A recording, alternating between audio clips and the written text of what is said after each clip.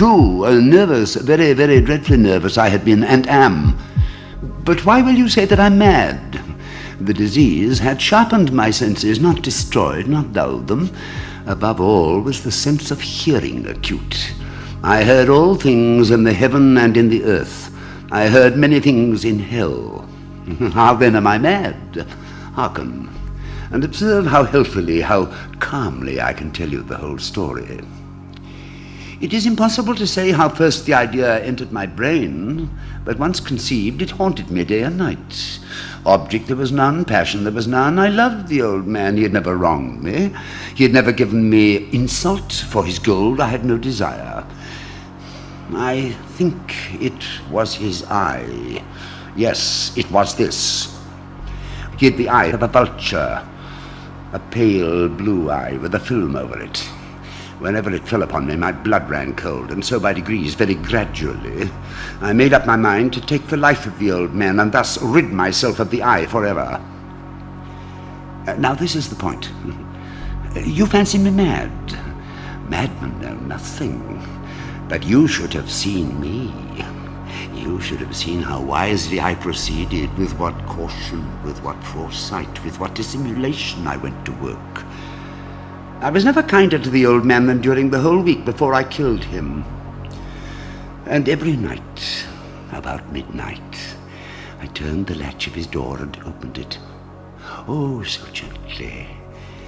And then, when I had made an opening sufficient for my head, I put in a dark lantern, all closed, so that no light shone out, and then I thrust in my head. Oh, you would have laughed to see how cunningly I thrust it in. I moved it slowly, very, very slowly, so that I might not disturb the old man's sleep. It took me an hour to place my whole head within the opening, so far that I could see him as he lay upon his bed. Would the madman have been so wise as this? And then, when my head was well in the room, I undid the lantern cautiously, oh so cautiously, for the hinges creaked. I undid it just so much that a single thin ray fell upon the vulture eye. And this I did for 7 long nights, every night, just at midnight. But I found the eye always closed, and so it was impossible to do the work, for it was not the old man who vexed me, but his evil eye. And every morning, when the day broke, I went boldly into his chamber and spoke courageously to him, calling him by name in a hearty tone and inquiring how he had passed the night. So, you see, he would have been a very profound old man indeed to suspect that every night just at 12 I looked in upon him while he slept. Upon the 8th night, I was more than usually cautious in opening the door. A watch's minute hand moves more quickly than did mine. Never before that night had I felt the extent of my own powers, my sagacity. I could scarcely contain my feelings of triumph.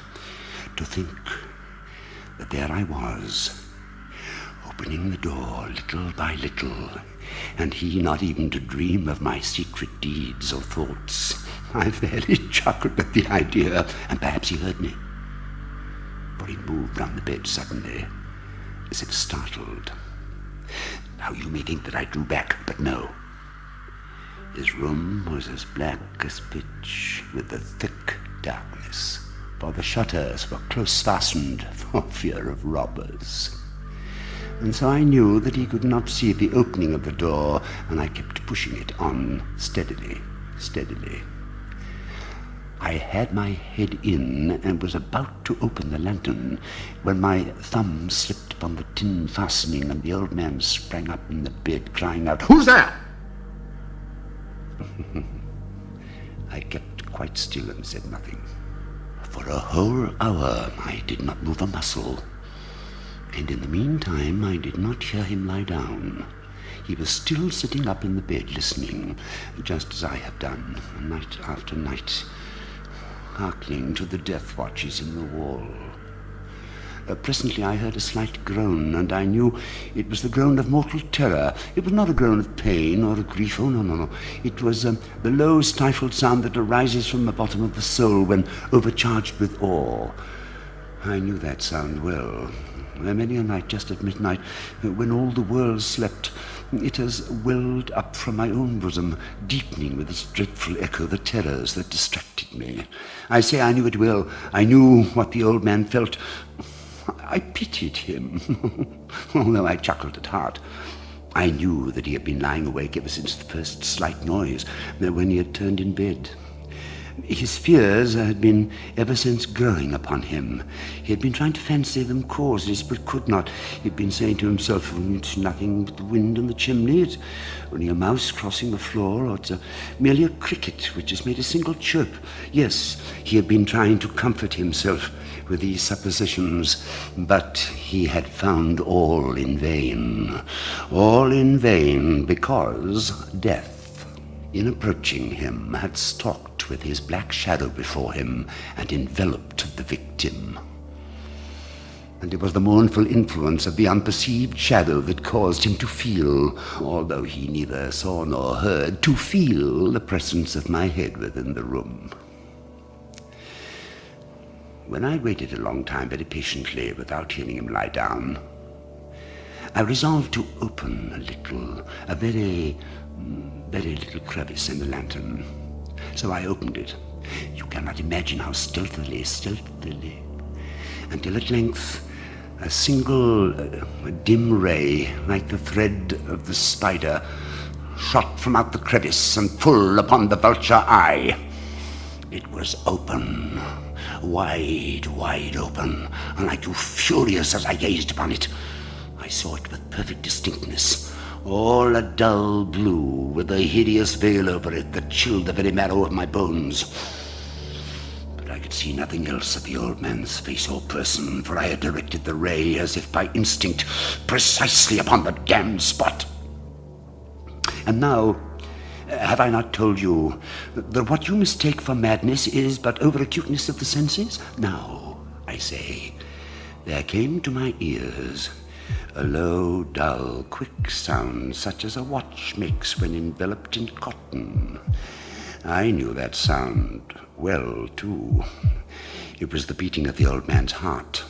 It increased my fury as the beating of a drum stimulates the soldier into courage. But even yet I refrained and kept still. I scarcely breathed. I held the lantern motionless. I tried how steadily I could maintain the ray upon the eye. Meantime, the hellish tattoo of the heart increased. It grew quicker and quicker, and louder every instant. The old man's terror must have been extreme. It grew louder, I say, louder every moment. Do you mark me well? I told you that I'm nervous, so I am. And now, at the dead hour of the night, amid the dreadful silence of that old house, so strange a noise as this excited me to uncontrollable terror. Yet for some minutes longer I refrained and stood still, but the beating grew louder. I thought the heart must burst. Now a new anxiety seized me. The sound would be heard by a neighbor. The old man's hour had come. With a loud yell, I threw open the lantern and leaped into the room. He shrieked once, only once. In an instant, I dragged him to the floor and pulled the heavy bed over him. I then smiled gaily to find the deed so far done, but for many minutes the heart beat on with a muffled sound. This, however, did not vex me. It would not be heard through the wall. At length, it ceased. The old man was dead. I removed the bed and examined the corpse. Yes, he was stone dead. I placed my hand upon the heart and held it there many minutes. There was no pulsation. He was stone dead. His eye would trouble me no more. If still you think me mad, you will think so no longer when I describe the wise precautions I took for the concealment of the body. The night waned, and I worked hastily, but in silence. First of all, I dismembered the corpse. I cut off the head and the arms and the legs. I then took up 3 planks from the flooring of the chamber and deposited all between the scantlings. I then replaced the board so cleverly, so cunningly, that no human eye, not even his, could have detected anything wrong. There was nothing to wash out, no stain of any kind, no blood spot whatever. I'd been too wary for that. A tub had caught all. But when I'd made an end of these labors, it was 4 o'clock, still dark as midnight. As the bell sounded the hour, there came a knocking at the street door. I went down to open it with a light heart, for what had I now to fear? There entered 3 men who introduced themselves with perfect suavity as officers of the police. A shriek had been heard by a neighbor during the night. Suspicion of foul play had been aroused. Information had been lodged to the police office, and they, the officers, had been deputed to search the premises. I smiled. For what had I to fear? I bade the gentleman welcome. The shriek, I said, was my own in a dream. The old man I mentioned was absent in the country. I took my visitors all over the house. I bade them search well. I led them at length to his chamber. I showed them his treasures, secure, undisturbed. In the enthusiasm of my confidence, I brought chairs into the room and desired them here to rest from their fatigues, while I myself, in the wild audacity of my perfect triumph, placed my own seat upon the very spot beneath which reposed the corpse of the victim.